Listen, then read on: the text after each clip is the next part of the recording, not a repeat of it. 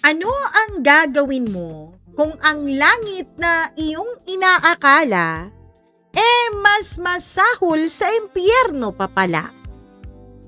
Hello everyone! Welcome back dito sa ating channel. Kasama niyo ang inyong one and only Mama Mia. And totoo nga naman, may mga bagay sa ating buhay na nagkakamali tayo ng akala. Sino ba naman ang ayaw sa isang langit na pamumuhay at langit na pagsasama? Pero minsan, ang langit, nagkukubli lang palang impyerno sa dilim. Bago natin simulan ang ating nakakaintrigang kwento for today's video, simulan nyo na muna sa pagpa-follow ng Facebook page ng Shop in Style. Ano pa bang inaantay nyo dyan? Hanapin nyo na po ang Shop in Style at i-click nyo na yung follow at syempre, abangan nyo na ang mga pa-live ni Ma'am Rose Puno Perez na nasa Pilipinas ngayon. Hanggang August po si Ma'am Rose Puno Perez dito. So lahat ng mga nila-live niya ngayon ay on-hand products niya. So, ang mga on-hand na produkto, ibig sabihin, hindi na matatagalan na makaabot sa inyong mga palad. So, wag na kayong mag-antay ng matagal. Kayo po'y mag-check out na ngayon na din mismo, as in. Charot. Wag na natin itong patagalin. Ito na po ang ating tampok na kwento para sa araw na to. Dito lamang sa Dear Mama Mia.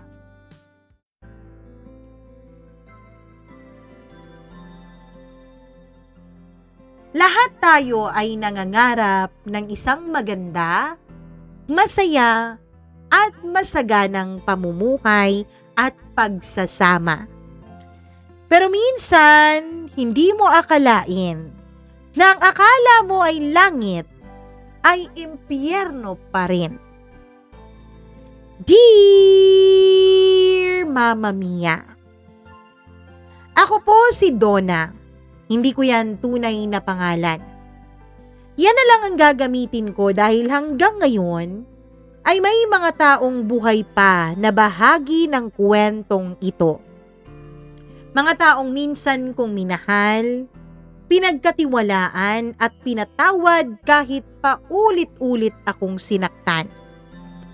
Pati rin po pala sila Mama Mia ay hindi po nila mga totoong pangalan ang gagamitin ko dito. By the way, may 4 po akong anak. At kung may isang bagay akong natutunan sa buhay, ay eto yun. Walang hangganan ang kayang tiisin ng isang ina para lamang sa kanyang mga anak. Pero bago niyo ako husgahan sa mga naging desisyon ko sa buhay, sana po ay pakinggan muna ninyo ng buo ang kwentong ito. Dahil minsan kapag gutom na ang mga anak mo, kapag umiiyak na sila sa gabi dahil wala silang makain, kapag nakikita mo nang namumutla sila habang wala kang maibigay na kahit isang basong gatas, hindi mo na maiisip ang tama o mali. Ang kaligtasan na lang nila ang nasa isip mo. Mama Mia, taong 2005 nang magsimula ang lahat. 17 taong gulang pa lamang ako noon. Kasambahay po ako sa Pasig. Simple lang ang pangarap ko noon. Ang makapag-ipon at makapagtayo ng sarili kong bahay, kahit maliit lang. At balang araw, magkaroon ng sariling masayang pamilya. Hanggang sa makilala ko si Ruben, isang security guard sa katabing gusali. Matangkad, moreno, palangiti. At higit sa lahat, marunong siyang magsalita ng mga salitang gustong marinig ng isang batang babaeng katulad ko. Alam mo, Donna, kapag nakaipon na talaga ako, papakasalan kita. Donna, maniwala ka. Hinding-hindi kita pababayaan. Donna, ikaw na ang gusto kong makasama sa habang buhay. Mga matatamis na salita, mga salitang pinaniwalaan ko, mga pangakong niyakap ko. Ang hindi ko alam noon, mga kasinungalingan pala yun nasisira sa buhay ko. At dahil nga lubos akong nagtiwala, ay binigay ko sa kanya ang buo kong pagkatao pati kaluluwa ko, Mama Mia.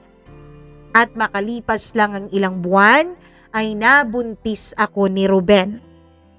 At dahil patay na noon ang lola kong nagpalaki sa akin, wala akong ibang masandalan. Sumama ako kay Ruben sa probinsya nila. Akala ko, Mama Mia, doon magsisimula ang masayang buhay naming dalawa. Hindi ko alam na doon pala magsisimula ang pinakamahabang bangungot sa buhay ko. Pagdating namin doon sa probinsya nila, hindi pala kami bubukod, Mama Mia. Pinatira niya ako sa bahay ng tiyahin niya. 6 ang mga anak nito. Maliit lang ang bahay. Maingay. At mula nung unang araw pa lang, ramdam kong hindi na nila ako tanggap. Sa umaga, Mama Mia, ako ang nagluluto para sa lahat.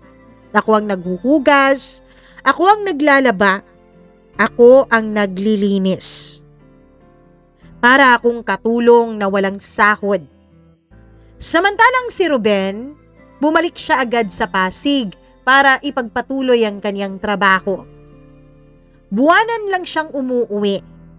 Dahil nga, mahirap daw humanap ng pampamasahe. Imbis na ipamasahe, iipunin na lang.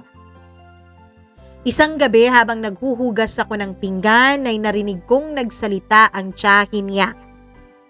Oo nga, dito pa talaga tumira. Napakabata pa. Buntis agad.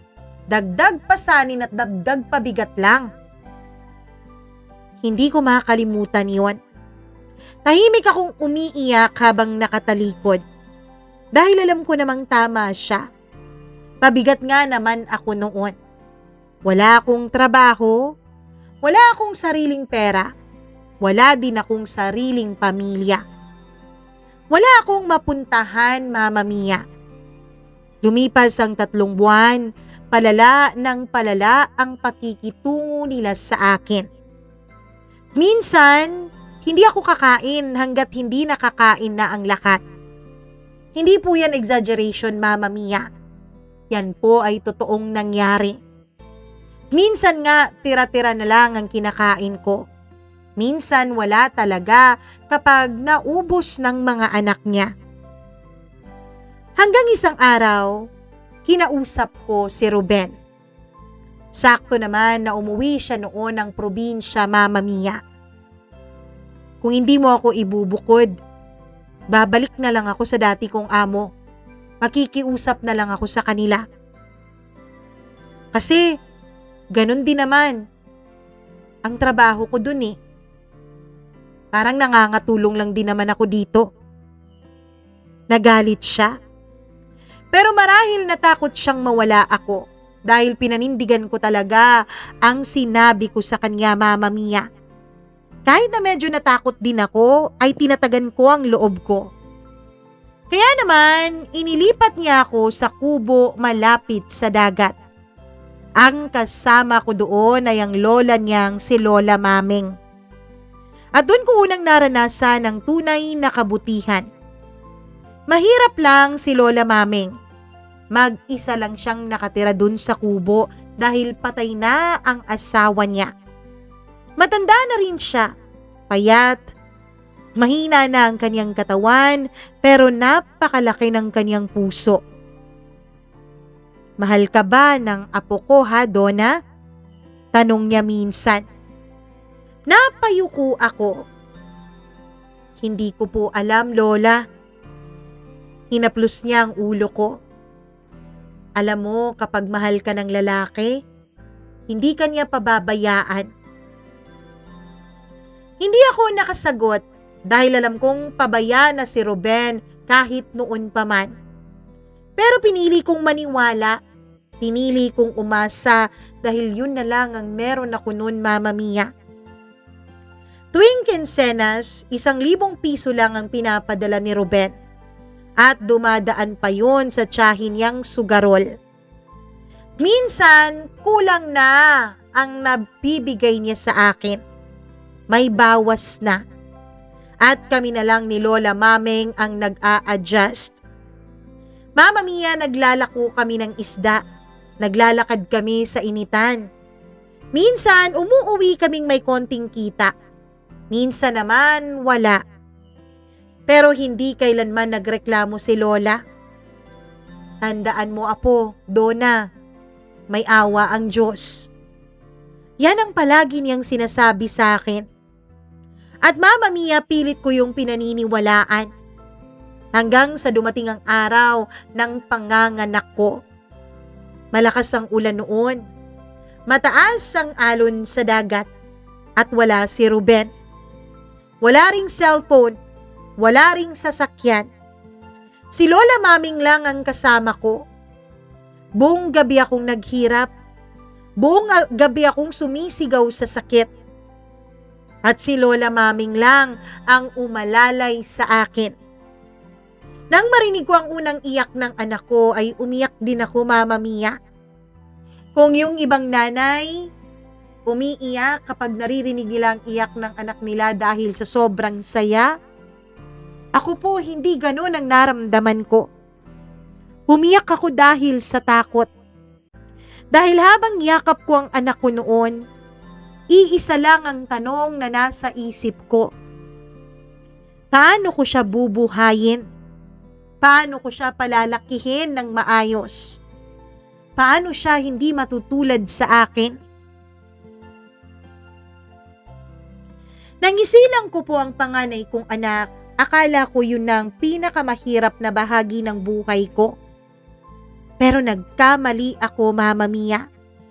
Dahil ang totoo, dun pa lang pala nagsisimula ang lahat. Pinangalanan ko po siyang Jessa. Alam mo, sa totoo lang, Mama Mia, napakaganda niyang bata. Maputi, maliit ang ilong, at kapag natutulog ay para siyang isang anghel. Madalas ay pinagmamasdan ko siya habang nakahiga sa banig naming luma. At habang tinitignan ko siya, mas lalo akong natatakot.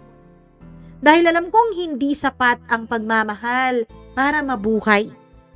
Kailangan ng pagkain, ng gatas, ng damit, at kapag nagkasakit, kailangan ng gamot. Mga bagay na hindi ko kayang ibigay noon. Pagkatapos kong manganak, halos 1 buwan pa bago umuwi si Ruben.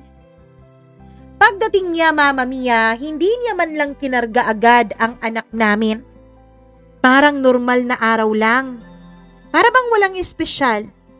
Para bang wala siyang na-miss na mahalagang nangyari habang wala siya.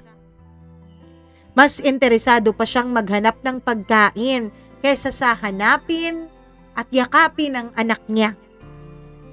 May karne ba? Yun agad ang tanong niya nung tumingin sa maliit naming lamesa. Napatingin ako kay Lola Maming. Pareho kaming natahimik ni Lola. Dahil ang totoo, ilang linggo na rin kaming hindi nakakain ng karne. Minsan nga tuyo lang ang ulam namin. Minsan sardinas. Minsan naman asin lang. At kung wala talagang swerte, minsan mainit na tubig lang. Nakita niya ang katahimikan namin at imbis na maawa, siya pa ang nagalit. Ano bang ginagawa niyo sa pera ko, ha? Hindi ako makapaniwala. 1,000 piso kada kinsenas? Minsan kulang pang binibigay sa amin ng tita niya. Tapos 2 kaming kakain. May sanggol pa. Tapos ako pa ang tatanungin kung saan napupunta yung pera. Pero hindi ako sumagot, Mama Mia. Natuto na kasi akong manahimik. Dahil sa tuwing sasagot ako, nauuwi lang sa sigawan ng lahat. At kung minsan, sa pananakit. Kaya tumatahimik na lang ako para wag na ring magulat at matakot si Lola Maming. Lalo na ngayon at may anak na akong pinoprotektahan. Lumipas ang mga buwan. Lumalaki si Jessa. Unti-unti ring bumibigat ang buhay.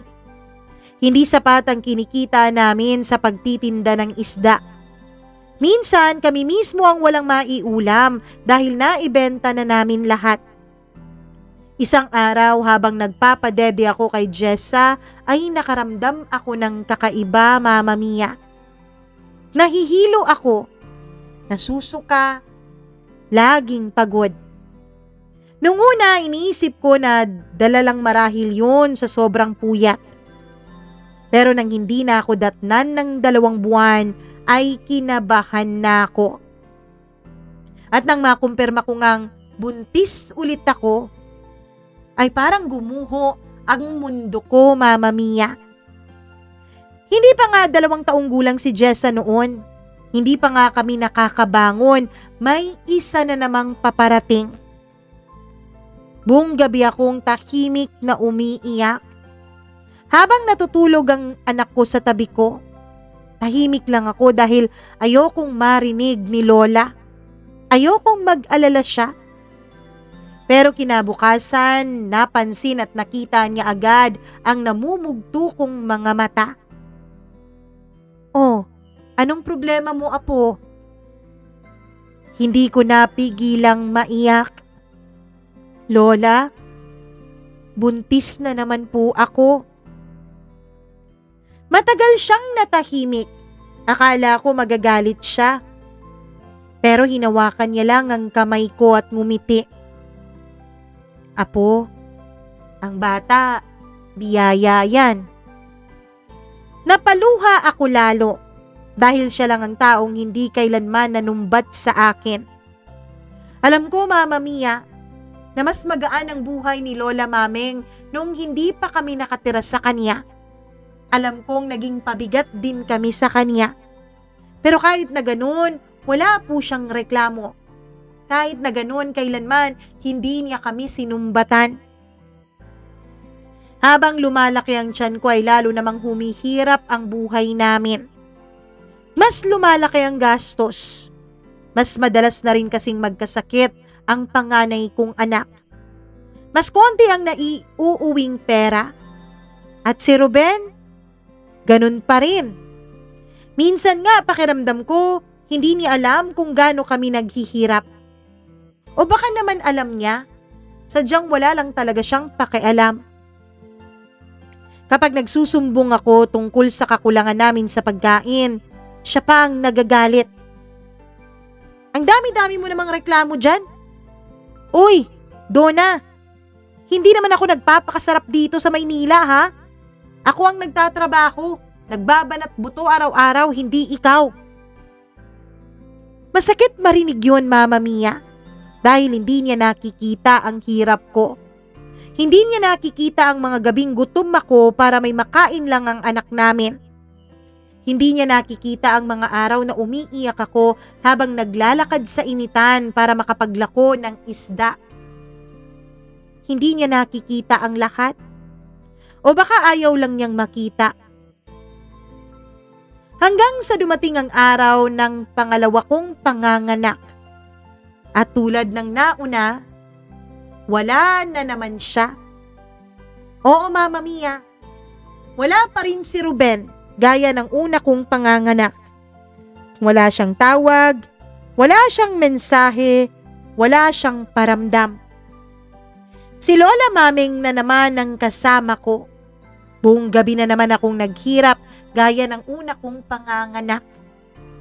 At nang marinig ko ang iyak ng pangalawa kong anak na lalaki, pakiramdam ko sabay ding umiyak ang puso ko.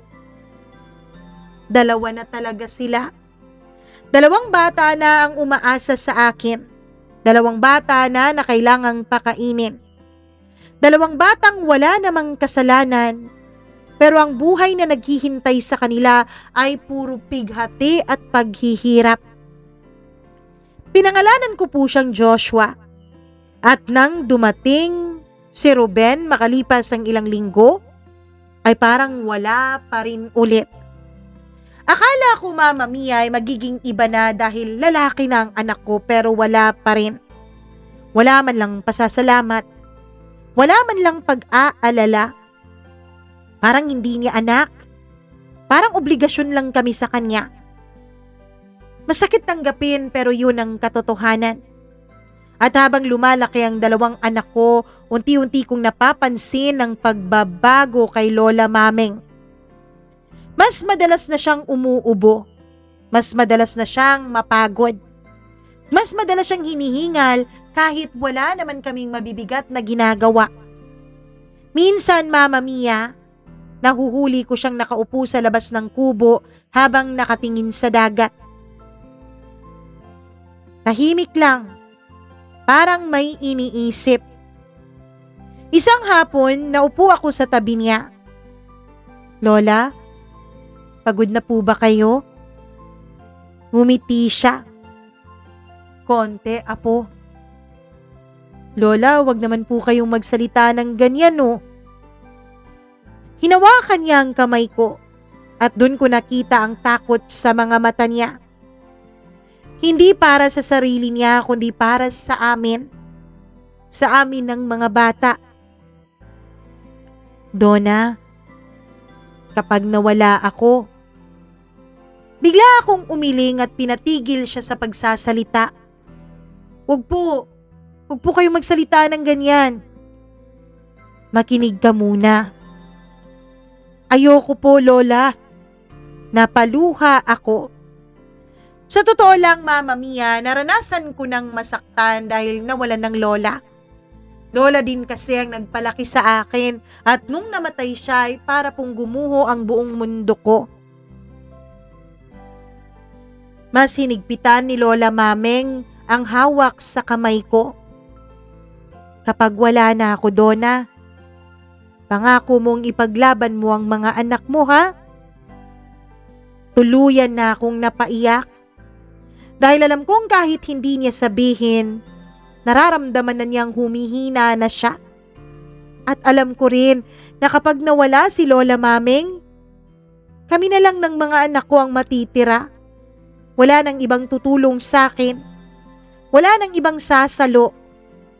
At hindi ko pa alam noon na mas matindi pa pala ang mga pagsubok na darating. Dahil ilang buwan matapos kong maipanganak si Joshua, ay mapipilitan akong gawin ang bagay na noon ay sinumpa kong hinding-hindi ko kailanman tatahakin. At yun yung desisyon na magpapabago sa buong buhay ko, Mama Mia. Hindi ko akalaing darating ako sa puntong hihingi ako ng tulong sa mga estranghero. Dati may hiya pa ako eh. Dati may pride pa ako.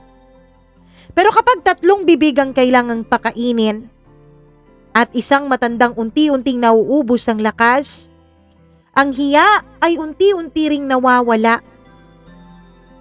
Si Lola Mameng ang unang nanghina ng tuluyan. Isang umaga, hindi na talaga siya makatayo. Masakit ang dibdib ko, bulong niya. Sinubukan ko siyang painumin ng mainit na tubig. Sinubukan ko siyang pagpahingahin. Pero alam ko sa sarili ko, Mama Mia, hindi na ito simpleng pagod lang. Si Jessa noon ay halos 3 gulang na. Si Joshua naman ay halos 1 taong gulang pa lang. Pareho silang gutom. Pareho silang umiiyak. At ako, hindi ko na alam kung saan ako huhugot ng lakas. Hindi ko rin makontak noon si Ruben, Mama Mia. May natitirang konting bigas sa lagayan, may konting asin, may isang sardinas. Yun na lang ang buong mundo namin. Kinagabihan habang tulog na ang mga bata ay umupo ako sa tabi ni Lola Mameng. Lola, ano po ba ang gagawin ko? Pabulong kong tanong. Hindi siya agad sumagot. Tumingin lang siya sa kisame ng kubo. Apo, mahirap talaga ang buhay, sabi niya. Napaluha ako. Alam ko po, Lola. Pero hindi ibig sabihin nun, Donna, na susuko ka na. Huminga siya ng malalim. Alam ko may mga araw na gustong-gusto mo nang tumigil. Pero kahit gusto mo, hindi pwede. Hinawakan ko ang kamay niya, Mama Mia. Pagkatapos ay nagpaalam na siya na matutulog. Kinabukasan, hindi na siya bumangon. Hindi na rin siya nagsalita. Tahimik siyang pumanaw habang yakap ko ang mga anak ko. Wala kaming kapera-pera para sa maayos na libing. Wala akong kakilala sa lugar na yon. Siya na nga ang naging sandalan ko nawala pa. At doon ko naramdaman ang tunay na pagguho ng mundo. Pagkatapos ng libing, kung libing ba yung matatawag, simple lang, tahimik, halos walang tao. Naiwan akong mag-isa, kasama ang 2 bata, 1 kubo. Pero si Ruben, wala pa rin. Tinext ko naman siya, Mama Mia, na patay na ang lola niya pero hindi din siya nag-reply. Hindi ko siya makontak. Hindi ko alam kung nasaan siya. Hindi ko na rin alam kung buhay pa ba ang pakialam niya sa amin. Sa mga sumunod na linggo ay dumating ang pinakamadilim na yugto ng buhay ko. Minsan 2 araw kaming walang kain. Minsan tubig lang ang pinapainom ko sa mga anak ko para lang mapatahan sila. Kapag umiiyak sila dahil sa gutom, umiiyak din ako. Tahimik, sa sulok, para hindi nila makita. Isang araw nagpasya akong lumabas, hindi para maglakad, hindi para mag-isip, kundi para humingi ng tulong. Dala ko si Joshua. Bitbit ko siya habang hawak ko naman sa isa kong kamay si Jessa. At sa harap ng simbahan, doon ako unang lumuhod. Hindi para manalangin lang, kundi para humingi ng konting awa. Maawa na po kayo, kahit konti lang po. Paulit-ulit kong sinasabi. May mga dumadaan, may mga hindi tumitingin, may mga nagmamadali. Na para bang hangin lang ako. Hanggang sa may isang babae na huminto. Maganda siya. Maayos ang kanyang pananamit. May dalang bag. Tiningnan niya ako mula ulo hanggang paa. Bata ka pa. Bakit ka nanlilimos? Tanong niya. Hindi ako makasagot. Hindi ko alam kung saan ako magsisimula. Kaya isa-isa kong ikwinento. Si Ruben, ang mga anak ko, si Lola Mameng, ang gutom, ang hirap, ang lahat. Habang nagsasalita ako, hindi ko alam na umiiyak na pala ako. Tahimik lang siyang nakikinig hanggang sa inilabas niya ang wallet niya. Inabot niya sa akin ng 100 piso, Mama Mia. Parang maliit na halaga lang yun para sa iba. Pero para sa akin, parang 1 linggong buhay ko na yun. Alam mo, sayang ka. May itsura ka pa naman. At bata ka pa. Hindi ko alam kung ano ang ibig niyang sabihin. Hanggang sa sumunod niyang sinabi ang bagay na hindi ko inaasahan. May trabaho ako. Hindi sa opisina. Hindi madali na sikmurain ang trabahong to. Pero mabilis at malaki ang pera. Natigilan nako. Trabaho po? Ano pong trabaho yun? Sandali siyang tumingin sa paligid na para bang sinisiguradong walang nakikinig sa amin. May mga lalaking gustong may makasama. Alam mo na, hindi ka naman na siguro berhen, no? Hindi ka naman na siguro ignorante sa bagay na yon dahil may 2 ka namang mga anak. Nanlamig ako. Sa totoo lang, hindi ko agad naintindihan. Hindi ko alam kung dala ng gutom, dala ng kawalan ng sustansya sa utak. Pero nung mag-sink in sa isip ko ang sinabi niya, ay parang may bumagsak sa dibdib ko. Hindi ko po yata kaya yan. Mahina akong sagot. Ngumiti siya. Lahat ng babae, kakayanin yun. Lalo na kung katulad mo, na nangangailangan talaga. Tumalikod ako, pero bago ako makaalis ay nagsalita siya ulit. Isipin mo ang mga anak mo. Isipin mo ang mga gabing umiiyak sila sa gutom. Tumama yun sa akin, Mama Mia. Masakit. Direkta. At habang naglalakad ako pa uwi ay paulit-ulit yun sa isip ko. Isipin mo ang mga anak mo. Ang mga anak mo. Pagdating ko sa kubo ay nakita ko na natulog agad si Jessa habang hawak pa rin niya ang tiyan niya. Halatang gutom. Hindi pa kasi ako nakabili ng makakain. Si Joshua naman ay umiiyak ng mahina. At doon ko naramdaman ang pinakamabigat na sandali ng buhay ko. Hindi na ito simpleng kahirapan. Hindi na ito simpleng problema.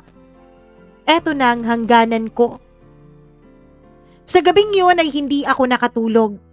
Nakatingin lang ako sa kisame.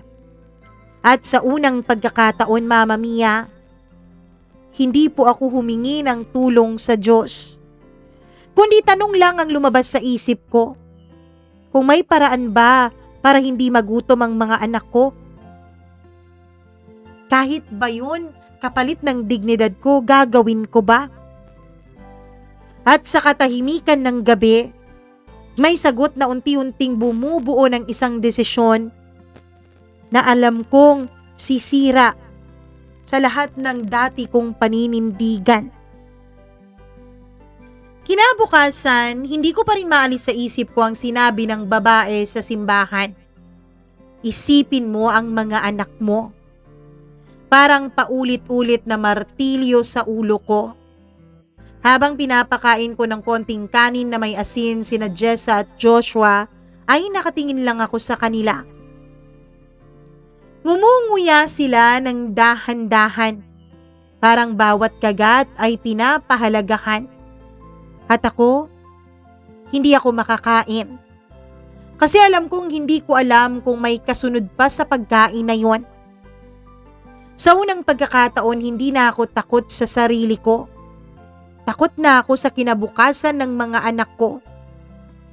Lumipas ang 2 araw, wala na naman akong pera. Wala nang tutulong sa akin. Wala din si Ruben. At si Joshua, nagkasakit pa talaga, Mama Mia. Nilalagnat siya. Mainit na mainit ang kanyang buong katawan. Umiiyak buong gabi. Hinawakan ko siya, pinaypayan, pinunasan ng konting tubig. Pero alam kong kailangan niya ng gamot. At wala akong maipambili kahit isang tabletas lang. Doon ako bumalik sa simbahan. Hindi para manalangin kundi para hanapin yung babae. At nakita ko siya. Nung nakita niya ako ay parang inaasahan na niya na makikita niya ako doon. Ano, nakapag-isip ka na ba? Tanong niya agad. Hindi ako sumagot. Yumuko lang ako. Mahabang katahimikan. Iniwanan ko dun sa kubo ang 2 kong mga anak, Mama Mia. Ibinilin ko na lang sa isang kapitbahay. Hanggang sa marinig ko ang sarili kong boses na parang hindi akin. Paano po ba yung trabaho na yun? Ngumiti siya. Madali lang. Susunduin ka lang. Ganun lang, Mama Mia. Parang napakadali. Parang ordinaryong bagay lang. Pero sa loob ko, parang may sumigaw. Hindi ako to. Hindi to ang pinangarap kong buhay. Pero nung maalala ko si Joshua na umiiyak sa taas ng kanyang lagnat, napahinto ako. Kung gagawin ko to, mabubuhay po ba ang mga anak ko?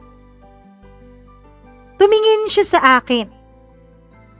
Hindi kita mapapangakuan ng ganyan dahil hindi naman ako Diyos. Pero isa lang ang sigurado ako. Pag ginawa mo to, hindi mamamatay ang mga anak mo dahil sa gutom.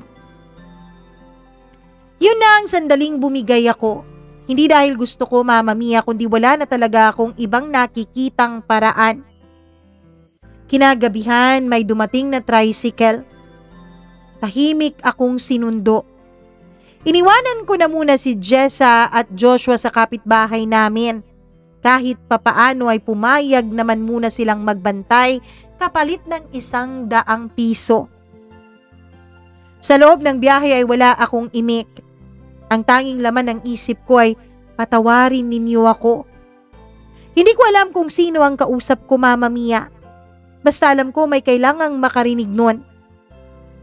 Dinala niya ako sa isang lugar na hindi ko pa napupuntahan. Maliwanag ang lugar na yun. May mga taong mukhang sanay na sa ganitong eksena. At doon ko nakita ang unang lalaki. Dayuhan, matangkad, tahimik. Tinitigan lang ako na parang sinusuri nung itinuro na ako ng tricycle driver sa kanya. Nanlalamig ang kamay ko habang lumapit sa akin yung babaeng nakilala ko sa simbahan at may iniabot sa akin na isang supot. O ayan o, para sa safety mo. Pabulong niyang sabi sa akin. Isang kondom, Mama Mia. Hindi ko man lang alam kung paano hahawakan yun o kung paano gagamitin yun. Parang wala akong kaalam-alam noon sa bagong mundong ginagalawan ko. Behave ka lang ha. Isipin mo lang lagi ang mga anak mo. Muli na namang tumama ang mga salitang yun sa akin. Pinapasok ako sa isang silid. Tahimik lang. Malamig ang aircon na para bang ibang mundo iyon. At sa loob ng pinto na yun, nagsimula ang unang beses na hindi ko na kontrolado ang buhay ko. Hindi ko na ilalarawan ang lahat ng nangyari sa loob ng silid na yun. Dahil hanggang ngayon, may parte sa akin, Mama Mia, na ayaw balikan ang eksaktong detalye. Pero ang malinaw sa akin, paglabas ko ng silid na yun ay hindi na ako ang parehong Donna. May hawak na akong pera. Malaking halaga kumpara sa kinikita ko noon sa pagngangatulong sa loob ng 1 buwan. At sa unang pagkakataon nakabili ako ng gamot ni Joshua. Nakapagpaluto ako ng mas maayos na pagkain para sa mga anak ko. At nakatulog silang busog at nakangiti. Habang pinagmamasdan ko silang natutulog ay may luhang tumulo sa mga mata ko. Hindi dahil masaya ako, kundi dahil alam kong ang mga ngiti na yun ay may kapalit. Ang mga ngiti ng mga anak ko, kapalit ay dignidad at puri ko. Ginawa ko to para sa inyo, mga anak. Patawarin niyo sana si nanay. Kinabukasan, nagulat ako dahil pumunta yung babae sa kubo kung saan kami nakatira ng mga anak ko, Mama Mia. Hindi ko alam kung paano niya ako natuntun. Alam mo, hindi ka na mahihirapan ngayon kung magtutuloy-tuloy ka. Etong bahay niyo, halata talaga na naghihirap kayo masyado. Hindi ako sumagot agad, pero alam ko na ang sagot. Dahil minsan, Mama Mia, ang desisyong iniisip mong pang isang beses lang ay magiging simula ng isang bagay na hindi mo na kayang takasan. At doon nagsimula ang buhay ko sa madilim na mundo na matagal kong tinakbuhan. Akala ko noong una may hangganan ng lahat. Akala ko may araw na matatapos din ang desisyon kong yun. Pero ang totoo, kapag ang isang tao ay pumasok sa dilim dahil sa kalam ng sikmura, mahihirapan na siyang makalabas sa dilim na yun. Sa mga sumunod na linggo ay naging rutina na ang lahat. Tahimik na sasakay ng tricycle tuwing gabi. Tahimik lang sa biyahe. Tahimik din sa pagbabalik. Parang may bahagi ng buhay ko na iniiwan ko sa bawat pinto na sinasara sa likod ko. At bawat pag-uwi ko sa kubo, May dalawang mukha akong kailangang isuot. Isang ina at isang taong pilit na hindi umiiyak. Si Jessa at Joshua ang dahilan kung bakit ko tinitiis ang lahat. Kapag nakikita ko silang kumakain ng maayos, kahit simpleng ulam lang, pansamantala akong nakakahinga ng maluwag. Pero sa bawat kagat nila, may kapalit na bigat yun sa dibdib ko. Isang gabi habang tulog na sila ay napaupo ako sa labas ng kubo. Tahimik ang paligid. Tanging alon lang ang maririnig mula sa malayo. Doon ko unang naramdaman ang matinding pagod, hindi ng aking katawan, kundi ng aking kaluluwa. Hanggang kailan ko ito kaya? Pabulong kong tanong sa sarili ko. Hindi ako sinagot ng hangin, hindi rin ako sinagot ng dagat. Lumipas pa ang mga araw. May mga pagkakataon na maayos talaga ang kita. May mga pagkakataon naman na wala dahil yung iba yung nakabook at hindi ako. Pero isa lang ang hindi nagbago. Ang takot ko na baka isang araw makita ako ng mga anak ko sa sitwasyong hindi ko na kayang ipaliwanag. Isang umaga nagising ako na masama ang pakiramdam ng panganay kong anak na si Jessa. Inuubo siya at nilalagnat. Mahinang-mahina ang kanyang katawan. Agad ko siyang hinawakan. Napakainit niya. Anak, wag naman muna ngayon. Bulong ko. Pero alam ko na kailangan ko ulit ng pera. Yung mabilisang pera. Dahil sa lugar namin, ang sakit ng bata ay hindi pwedeng hintayin. Bawat oras ay mahalaga. Kaya Mama Mia, pumunta ako dun sa tambayan ng babae. Wala na akong sinabi. Hindi na ako nagtanong. Tumingin lang siya sa akin. At least ngayon, mabilis ka nang matuto, sabi niya. Hindi na ako sumagot kasi sa totoo lang, hindi naman yun pagkatuto kundi pagkapit yun sa patalim. Sa mga sumunod na buwan, unti-unti kong naramdaman ang pagbabago sa sarili ko. Hindi na ako masyadong nagsasalita. Hindi na rin ako masyadong tumitingin sa salamin. Parang may parte sa akin na unti-unting nawawala sa bawat araw na ginagawa ko ang trabahong yon. Pero sa tuwing uuwi ako at makikita ko ang mga anak ko, pinipilit kong ngumiti. Nabusog ba kayo mga anak? Tanong ko lagi. Opo, nanay. Yan ang laging sagot din nila. At yun lang ay sapat na para sa kanila. Pero hindi para sa akin. Isang gabi dumating si Ruben. Matagal na panahon din siyang nawala, Mama Mia. Pero parang wala lang nung dumating siya. Para bang normal lang. Pagpasok niya ng kubo ay nakita niya agad ang mga bata. Lumalaki sila, sabi niya. Tapos tumingin siya sa akin. May pera ka? Napahinto ako. Hindi ko alam kung tatawa ba ako o iiyak. Wala nang natitira para sa'yo. Sagot ko. Nainis siya. Ang arte mo Bakit ka nagrereklamo buhay pa naman kayo, 'di ba? At bago ako nakasagot, ay iniwan na naman niya ulit kami. Parang ganun lang kadali. Parang hindi siya kailanman naging ama.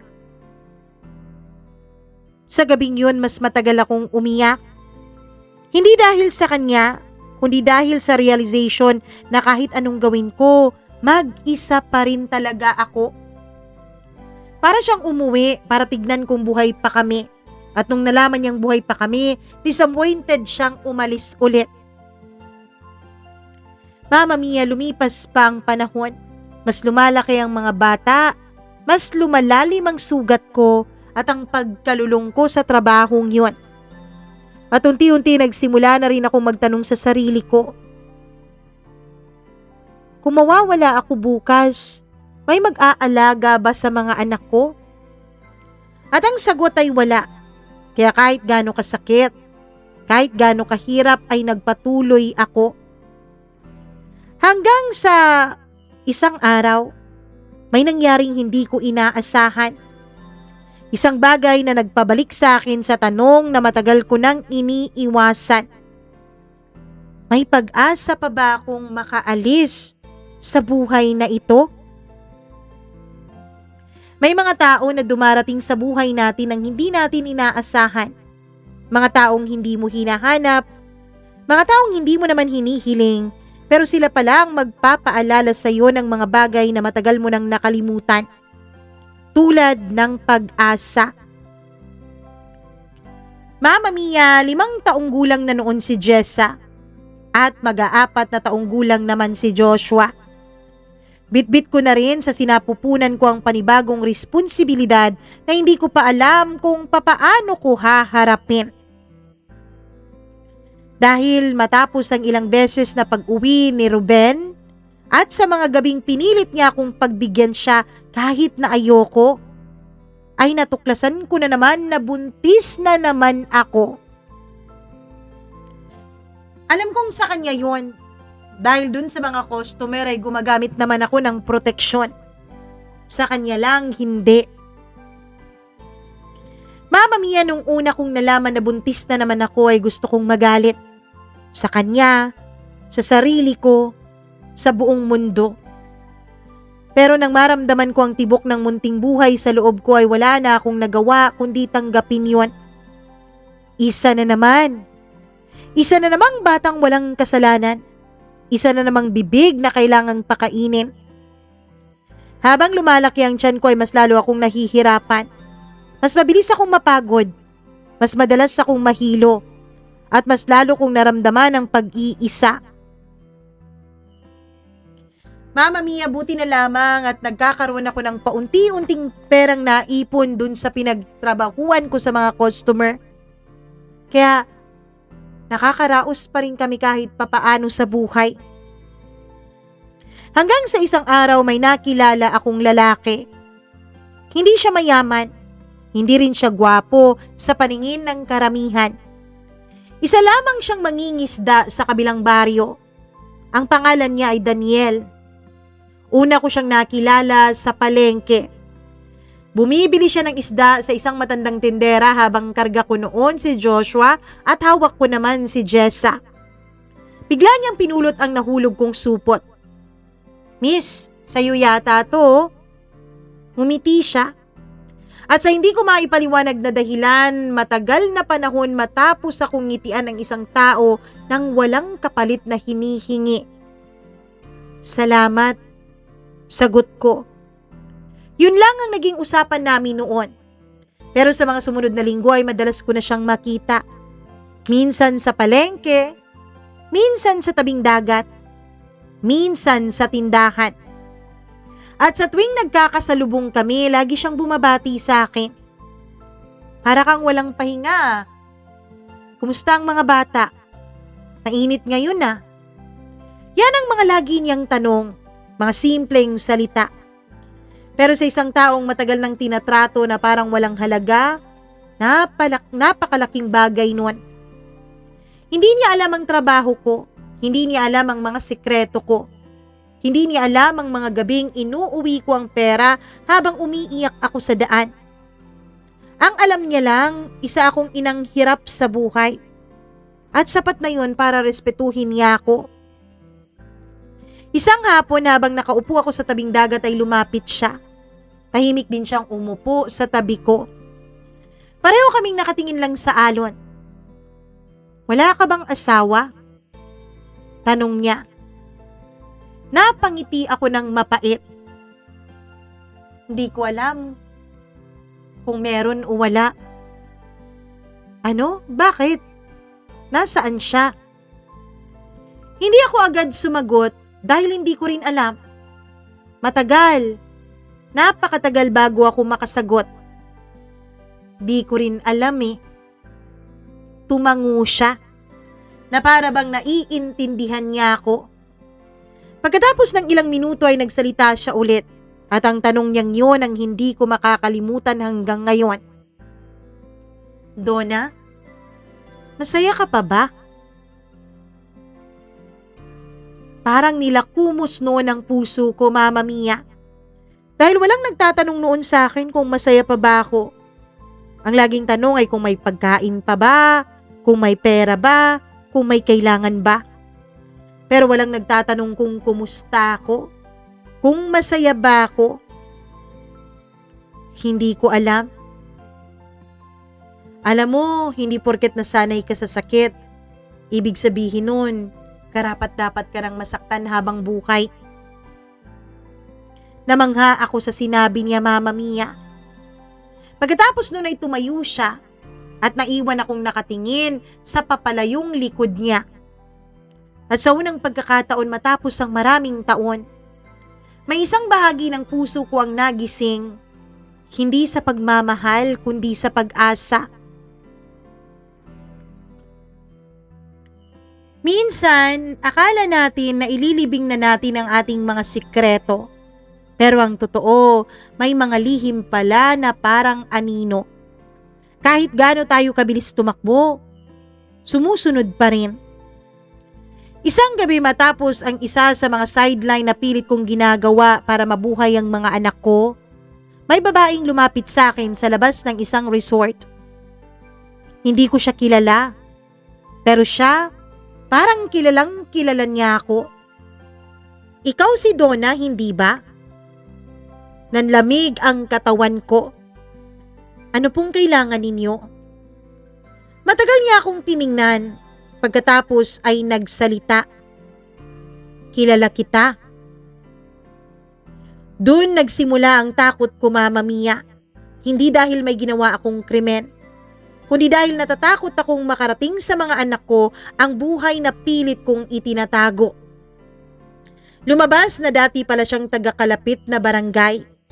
May kamag-anak siyang nakatira malapit sa amin. At ilang beses na niya akong nakitang kasama ang mga anak ko. Alam mo ang bata mo pa, huwag mong hayaang habang buhay kang makulong sa ganyang buhay. Hindi ako sumagot dahil madali iyong sabihin para sa taong hindi nakaranas ng sobrang gutom. Para sa isang inang hindi naranasan na makita ang mga anak niyang umiiyak hanggang sa makatulog dahil kumakalamang sikmura.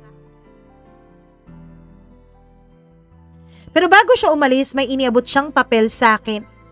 May address. May pangalan ng isang foundation. Subukan mo. Libre ang training. Libre rin ang daycare para sa mga bata. Hindi ko pinaniwalaan yun.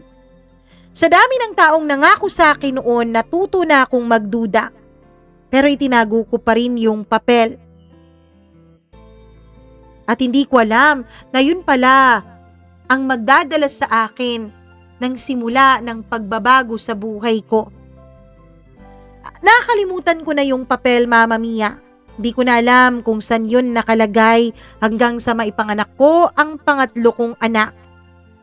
Lalong humirap ang buhay. Pero ganun pa rin. Paulit-ulit pa rin ako dun sa trabaho na yun. Si Daniel, hindi ko na siya binigyan ng pansin. Sabi ko sa sarili ko, wala din namang mangyayari. Sabi ko sa sarili ko, madadala ko lang siya sa madilim kong mundo. At isa pa, alam kong hindi matatanggap ng isang lalaki kapag nalaman niya na ang kanyang babaeng nagugustuhan ay isang babaeng mababa ang lipad. Kaya pinili ko na lang kalimutan si Daniel. Pinili ko na lang kalimutan ang kung anumang koneksyon na meron sa aming dalawa. Hanggang sa wala pang ang isang taon yung pangatlo kong anak, ay nabuntis na naman ako, Mama Mia. Ewan ko ba, hindi din talaga ako natututo eh. Hindi ako umalis dun sa kubo na yun. At dun pa rin ako binabalikan ni Ruben kapag gusto na niyang bumalik. Dun din niya ako iniiwan kapag gusto na naman niyang umalis. At sa tuwing umaalis siya, nag-iiwan siya ng isang punla sa aking sinapupunan. At oo, Mama Mia, dumating sa punto na nabuntis na naman ako ng pang-apat kong anak. At doon ko naramdaman yung pagod. Pagod na ako. Sabi ko sa sarili ko, tatakas na kami ng mga anak ko dun sa kubo na yon. Wala na rin naman kaming nakukuha mula kay Ruben. Nung gabing yun ay tahimik akong nagpaalam kay Lola Mameng sa aking isipan. Tulog na ang 3 kong mga anak. Umiiyak ako habang pakiramdam ko ay kausap ko si Lola Mameng sa hangin. Lola, pasensya ka na kung iiwan namin tong bahay mo, ha? Alam ko kasi na kapag hindi ako umalis dito, paulit-ulit lang ang mga mangyayari. Baka abutin pa ng 100 ang anak ko. Kapag nanatili pa rin ako dito at naghihintay lagi kay Ruben. Habang nililigpit ko yung mga gamit ko, Mama Mia, ay may nakita akong isang lumang papel. Isang papel na tila matagal nang nandun. Mga 1 taon na rin mahigit. At dun ko nakita ang address na yun, Mama Mia. Dun ko na tandaan yung babaeng yun. Makalipas ang ilang linggong pag-aalinlangan ay naglakas loob akong puntahan ang address na yun. Isang lumang gusali. Simple lang, walang karangyaan pero parang totoo. May mga babaeng katulad ko, mga babaeng iniwanan ng asawa, mga biktima ng pananakit, mga solo parent, mga inang lumalaban.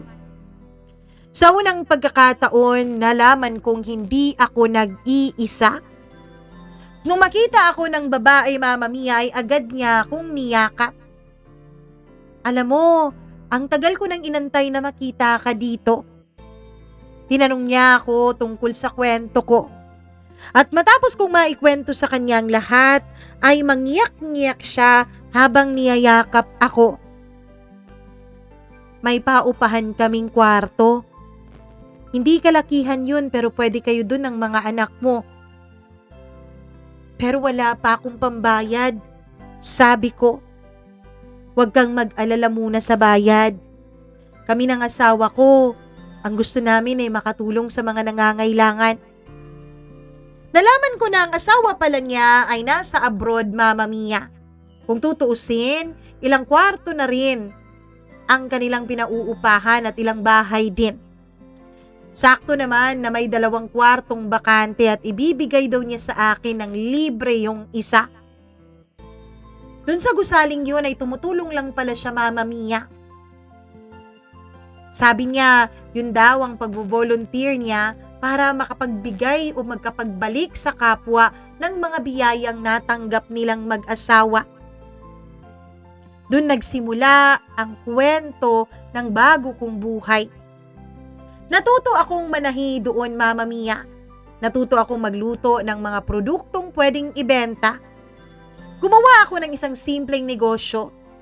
Hindi malaki ang kita pero malinis, marangal.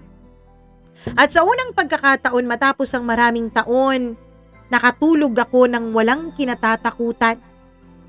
Unti-unti kong binawasan ng mga sideline ko. Hanggang isang araw, tuluyan ko nang iniwanan ng buhay na yon. Hindi madali. May mga araw na kulang pa rin ang pera. May mga araw na noodles lang ang ulam namin. Pero pakiramdam ko ay may kapayapaan. May pag-asa. Akala ko tapos na ang kabanata ni Ruben sa buhay ko pero nagkamali ako. Isang hapon, bigla siyang dumating. Mas matanda na ang itsura niya. Mas payat at halatang pagod na sa buhay. Nagulat ako dahil nakatayo siya sa pinto ng inuupahan naming kwarto. Para siyang estranghero. Parang taong minsan ko lang nakilala. Ako to, sabi niya. Hindi ako sumagot. Nakita niya ang mga bata. Malalaki na. At halos hindi na siya kilala ng mga ito. Ako ang tatay niyo. Tahimik lang sila, pero kita ko ang pagkadismaya at galit sa mata ng panganay kong anak. Dahil alam ko para sa mga anak ko, Mama Mia, ang ibig sabihin ng tatay ay hindi kadugo. Ang tatay ay presensya at wala si Ruben noon. Humingi siya ng tawad, Mama Mia, maraming beses. Umiiyak pa nga eh.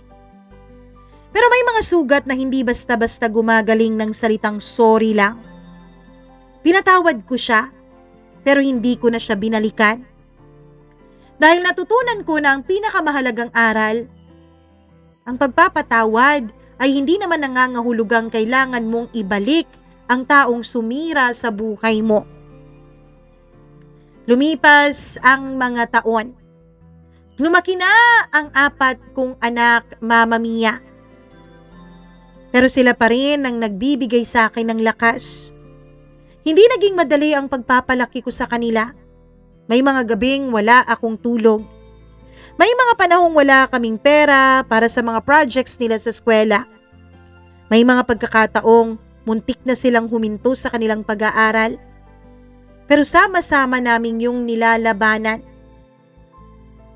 Hanggang isang araw, Mama Mia, nakapagtapos ng senior high school ang anak kong si Jessa. Tandang-tanda ko pa ang araw na yun. Nasa audience ako. Suot ko ang pinakamaganda kong damit. Habang umaakyat siya ng entablado ay hindi ko mapigilang umiyak. Dahil bumalik sa isip ko ang batang minsang natulog ng gutom sa isang kubo malapit sa dagat. At ngayon nakatayo siya roon. May diploma, may mga pangarap para sa kinabukasan. Nakakuha ng full scholarship ang anak kong si Jessa sa isang kolehiyo, Mama Mia. Pagkatapos naman ay si Joshua ganun din. Nakakuha ng athletic scholarship ang anak ko. Sa ngayon ay medyo matiwasay na ang buhay namin. Medyo maayos-ayos na. Hindi pa rin perpekto. May mga panahon pa rin na nahihirapan kami, pero alam ko, isang hakbang na lang mula kay Jessa ay magiging maayos na ang buhay namin. Tinutulungan din ako ng mga anak ko na magbenta ng mga produktong ginagawa ko, Mama Mia. Sa totoo lang, habang kumakain kami minsan, tinatanong ako ng mga anak ko kung paano ko silang napalaki ng mag-isa. Humingiti lang ako. Hindi ko alam kung balang araw ay masasabi ko ba sa kanilang buong katotohanan. Na minsan, naging babaeng bayaran ako. Naging babaeng mababa ang lipad para lang mapakain ang mga anak ko. Hindi ko alam kung paano yun tatanggapin ng mga anak ko kapag dumating ang panahon na malaman nilang totoo. Pero Mama Mia, kung tatanungin mo ako kung may pinagsisisihan ba ako sa mga ginawa ko, isa pong malaking wala ang sagot ko. Alam ko, dumaan ako sa madilim na parte ng buhay ko. Alam ko, dumaan ako sa kahiyahiyang parte ng buhay ng isang babae. Pero hindi ko naman ginawa yun para sa sarili ko. Ginawa ko yun para mailigtas ang mga anak ko sa gutom at mailigtas din ang anak kong si Joshua sa tiyak na kamatayan noon sa sakit niya. Maraming salamat po, Mama Mia. Kung tatanungin niyo ako kung nasaan si Ruben, ay wala na po akong balita sa kanya. Hindi ko na po alam kung saan siya nagpunta, kung may pamilya na ba siya o kung ano paman. Basta isa lang ang alam ko. Kailanman, hindi siya naging bahagi sa buhay ng mga anak ko. Oo, parte siya ng pagbuo ng buhay nila. Pero hindi siya parte kung paano ko itinaguyod at binuhay ang mga anak ko ng mag-isa. Hanggang dito na lamang. Lubos na gumagalang, Donna.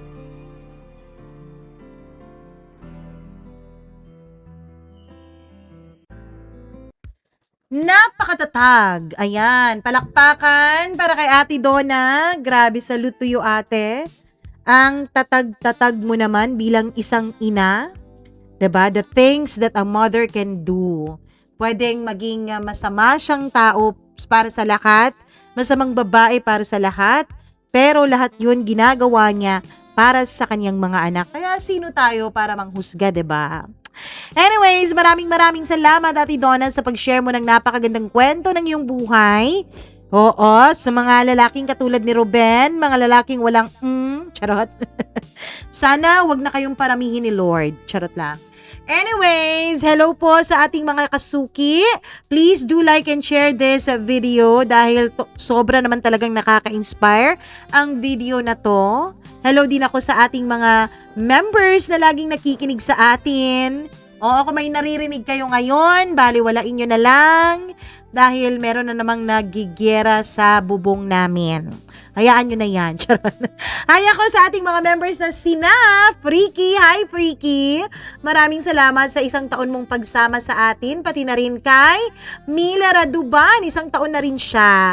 Hello din ako kay Gail Easy, kay Maureen Tugab at syempre kay Gimaras Girl na 11 months na nating members. Oo, at kay Maria Elena Abe na 10 months na rin. Kay Smack Dax, Benson Boyser na 7 months. Grabe, ang bilis ng panahon, ano? Parang bago lang to sina Smack Dax, 7 months na pala yun. Hi din ako kay Colleen Bueno na 5 months na at kay Rico Sedanco, Rose Arevalo na 4 months na nating members. Kay Miriam Gutierrez, Marlia Guiana Shane na 3 months naman. At etong si Christina Aure Abdullah Wahab. Eto parang bago pa lang ito pero 2 months na pala. Si Alpha Garcia ay 1 month na nating member.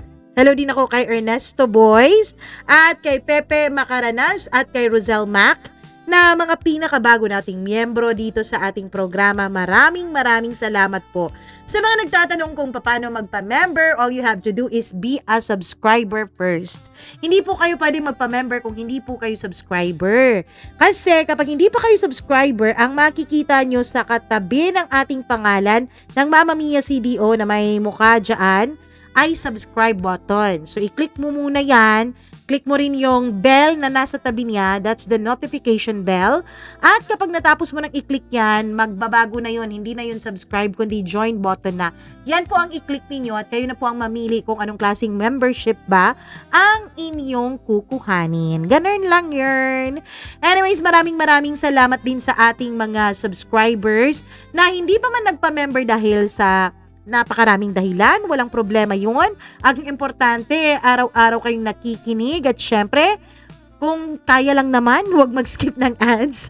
Hi ako kay Precious Vale or Valye. Kay Asmia Alip, maraming salamat sa'yo. Aksa Eliana and Consigna Monrealban, thank you very much. Kay Freddy Ivana Jr. daw, hello din sa'yo. Ay din ako kay Angeli Escarcha. Kay Kabayan OFW, maraming salamat sa'yo.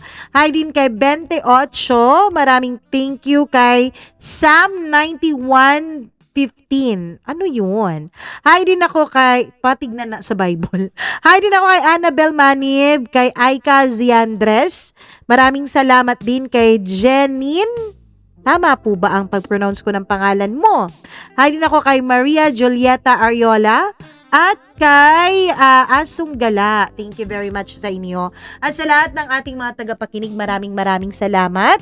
Kung may sarili po kayong kwento ng inyong buhay na nais nyo pong i-share, kagaya nung nag-message sa atin sa Facebook na hindi niya lang daw alam kung paano magsaysay, pwede nyo pong gawin ay outline form muna, ganun muna. Tapos check natin, tignan natin, i-edit natin, balik ko sa inyo, at basahin niyo kung tama ba ang pagkakasunod-sunod. Ganun lang kabilis.